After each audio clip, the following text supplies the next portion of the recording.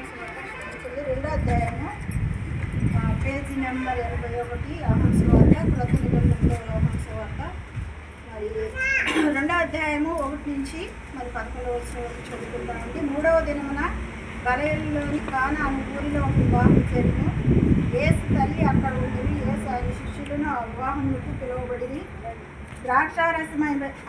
ద్రాక్షారసం అయిపోయినప్పుడు యేసు తల్లి వారికి ద్రాక్షారసం లేదని ఆయనతో చెప్పగా యేసు ఆమెతో, అమ్మ, నాతో నీకేమి పని? నా సమయం ఇంకనూ రాలేదని ఆయన తల్లి పరిచారకులను చూసి ఆయన నీతో చెప్పినది చేయడని యూదుల శుద్ధీకరణ ప్రకారము 2-3 తూములు పట్టు 6 రాతి బాణలు అక్కడ ఉంచబడి ఉండిను.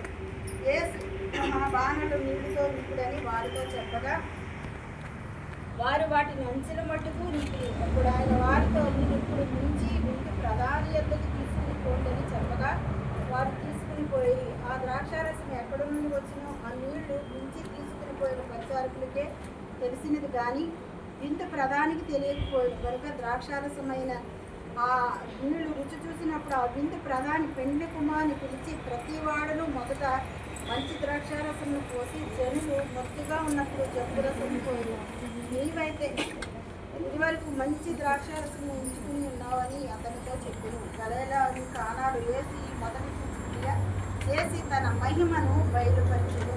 అందువలన ఆయన శిష్యులు ఆయన విశ్వాసం ఉంచి మరి దేవుడి కొద్ది